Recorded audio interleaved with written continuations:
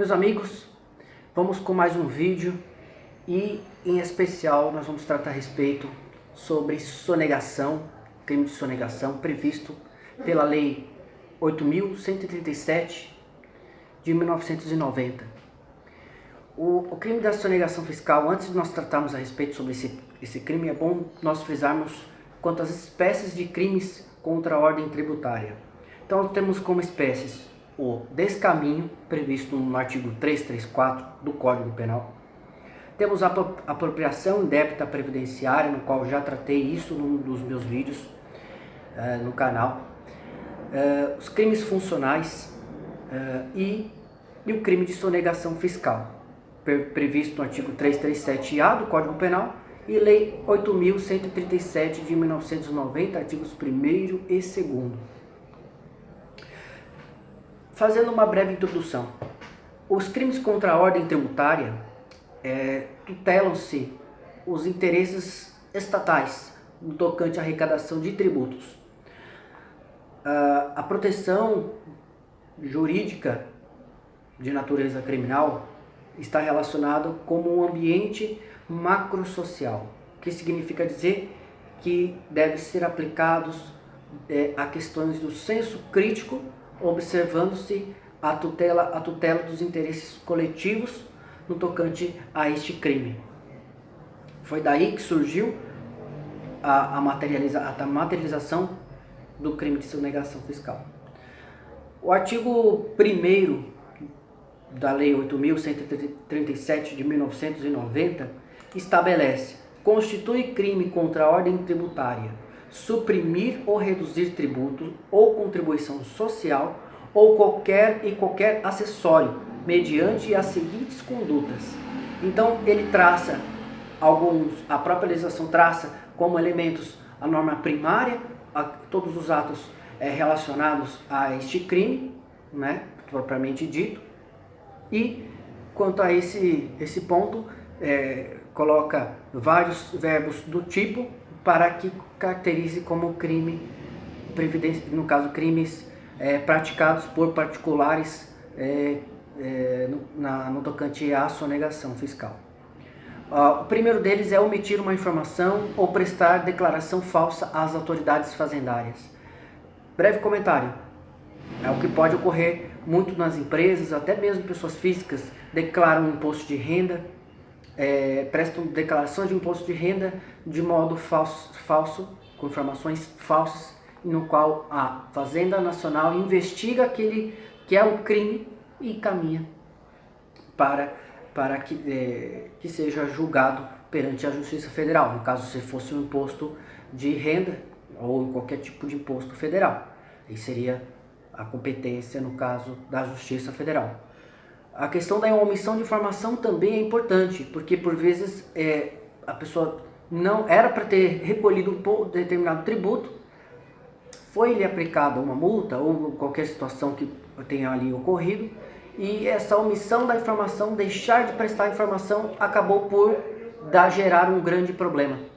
O problema maior que seria a ausência dessa informação, que gerou um crime na supressão com o objetivo de suprimir ou reduzir o tributo, não querer pagar ou tentar reduzir para que seja feita da melhor forma, das piores das formas, né, das piores das espécies, para gerar um crime.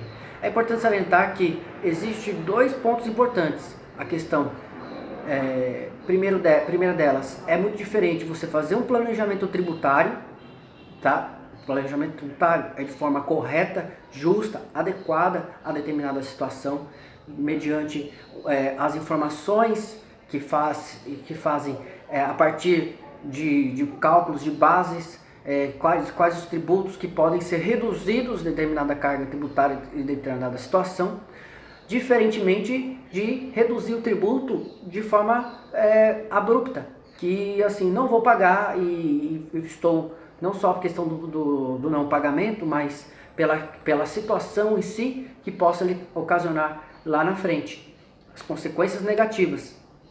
Então, muitas empresas acabam fazendo um péssimo planejamento tributário e acabam os seus responsáveis sendo no caso, os sujeitos do crime sendo responsabilizados pela sonegação fiscal.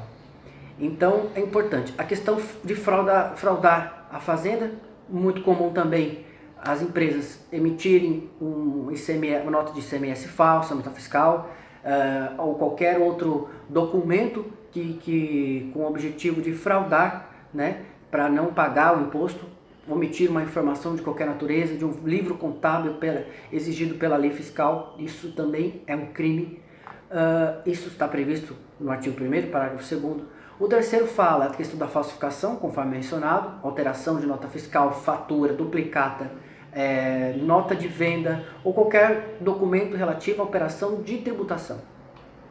Negar ou deixar de fornecer, quando obrigatório, nota fiscal ou documento equivalente relativa à venda de mercadorias ou prestação de serviços efetivamente realizada ou fornecê-la em desacordo com a legislação. Essa questão é importante mencionar. Negar ou deixar de fornecer documento fiscal. Vamos supor que eu fui comprar um sapato, chego numa loja de sapato, eu exijo nota fiscal e não obtive. Isso já me perguntaram o que poderia ser feito. É crime? É crime. Está sonegando imposto.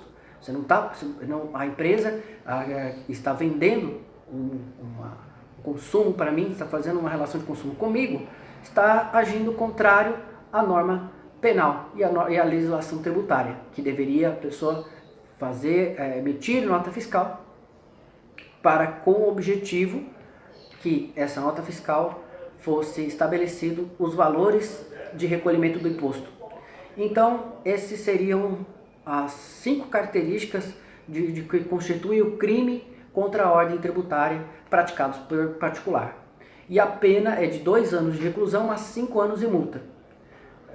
No caso, é importante deixar claro que há situações em que haverá sim a constituição do crédito tributário, o lançamento, porque a jurisprudência do STF e do STJ, em alguns casos, reconhecem em que quando há o problema de saber se foi constituído um crime ou não tributário, salvo na exceção de negar ou deixar de fornecer um documento fiscal obrigatório, um documento equivalente referente à venda de uma mercadoria ou de uma prestação de serviço, nesse caso essa é uma excepcionalidade. Mas no caso, fraudar a legislação de fiscalização tributária, falsear informações, alguns casos exigem que o crédito tributário seja devidamente constituído para que seja caracterizado como um crime tributário, apesar que a legislação especial no tocante a esse crime não trata a respeito sobre isso, que exige-se especificamente a constituição do crédito tributário. É importante mencionar porque às vezes faz com que na prática seja uma questão super importante para que seja caracterizado um crime, e apesar disso não está relacionado a isso, apenas um aspecto interpretativo.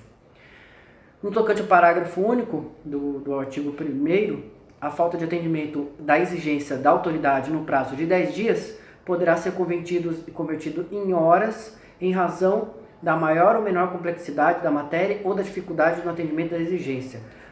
Caracteriza a infração prevista no inciso 5º, negar ou deixar de fornecer a informação. A autoridade vai prestar o atendimento e pede que em 10 dias cumpra. Se não cumprir, é crime. Então ainda tem um prazo, a legislação trouxe um prazo específico para isso. Então, vejamos, o crime materialmente conduzido, no caso da sonegação, está relacionada à exigência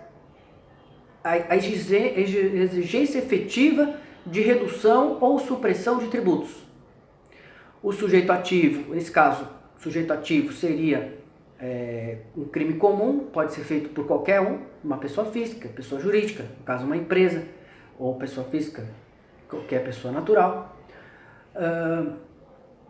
No tocante ao sujeito passivo, pode ser a União, o Estado, o Distrito Federal ou o município, o sujeito de direito que lhe cobra o tributo. Importante mencionar que existe uma súmula, a súmula 24 do Supremo Tribunal Federal, ele trata que não haverá constituição do crime contra a ordem tributária antes do lançamento definitivo do tributo, só nos incisos de 1 a 4. Então nós estávamos realmente falando sobre isso. A constituição definitiva do tributo, existe uma súmula vinculante que trata a respeito sobre isso, mas existem também decisões do Superior Tribunal de Justiça e do STF que também tratam referente a isso. Enquanto não houver a constituição definitiva do tributo, obviamente também não haveria de se dizer que se trata-se de um crime contra a ordem tributária. Então, no tocante à questão da prescrição, entende também o STJ que enquanto se apura um crédito tributário, a prescrição ou a caducidade, para fins leigos, fica suspensa, ela fica parada. E outro ponto que é importante referente de se destacar na questão da caracterização de dolo ou culpa, se existe culpa em casos de crime de sonegação, não existe, e no caso tem que ser um dolo específico no tocante aqui, conforme a legislação assim prevê. Não existe culpa. Eu não agi com culpa, deixou de fazer algo. Não, é dolo. A vontade livre e consciente para conduzir determinada conduta. Se não há o dolo, não tem crime, porque não existe sonegação culposa. No inciso 4º, que trata a respeito sobre o crime de elaboração, elaborar, distribuir, fornecer, emitir ou utilizar documento que sabia ser falso, trata-se de um crime expressamente como dolo eventual. Já sabia quanto à questão daquela situação sobre o fato. A questão também importante relacionar sobre o princípio da insignificância em determinadas situações. Esse princípio da insignificância, em síntese, no início é um fato considerado típico, mas a inexigibilidade de que seja aplicada a determinada penalidade no caso concreto. Então, as situações que é insignificante como tutela do bem jurídico, aplicar a legislação ao caso concreto. Então, temos ali o princípio da insignificância, que no tocante à discussão acerca do valor da questão da sonegação fiscal. O STJ fala uma coisa, o STF fala outra, então ainda não existe um consenso. Por exemplo, se o valor sonegado for até R$10.000, o STJ disse isso, com base, inclusive, no artigo 20 da Lei 10.522 de 2002. Porque não haverá a execução fiscal, porque deve estar devidamente o crédito constituído para que haja consideração de um crime, conforme elenca menos o inciso 5º, que trata sobre a respeito de deixar de fornecer um documento obrigatório de nota fiscal. No tocante mas há um outro entendimento, seguindo uma portaria, a portaria 75 de 2012, no artigo 1º, inciso 2º, ele diz que só haverá sonegação, só poderia se aplicar ao princípio da insignificância na sonegação se for até R$20.000. Então existe uma controvérsia. Claro que isso é discutível pelo fato de que qual tem um valor maior, uma portaria ou uma lei. Então são dois pontos que você pode discutir numa defesa, eventual defesa, para o seu cliente, você que é advogado que está assistindo o vídeo, ou mesmo para o cliente. Ele vai dizer, olha, qual que fica na pirâmide normativa de Kelsen, qual que ficaria ali mais seguro na aplicação da lei? Uma portaria, que é aqui embaixo, ou uma lei? Então, apesar que a portaria é uma norma, como se trata-se de direito penal, a norma mais benéfica para beneficiar o réu, para ajudá-lo para se livrar de um crime de sonegação. Então, aplica-se, então, portanto, as disposições contidas do entendimento do Supremo Tribunal Federal, que isso até 20 mil reais, segundo a portaria 75 de 2012. E o STJ utilizou-se do princípio da legalidade, legislação infraconstitucional, que está segundo o terceiro plano até das normas da pirâmide de Kelsen, que entendendo que seria 10 mil reais. Logicamente, a critérios práticos, eu acredito, sobre a minha ótica, que a legislação deve ficar em cima e a portaria embaixo. Mas há entendimento, há uma questão da aplicação também da norma mais benéfica, aplica-se a portaria, por ser mais adequada ao caso concreto. Espero que vocês tenham entendido sobre o tema e nós vamos tratar a respeito de alguns temas também acerca dos crimes contra a ordem tributária. Um forte abraço aí, até a próxima.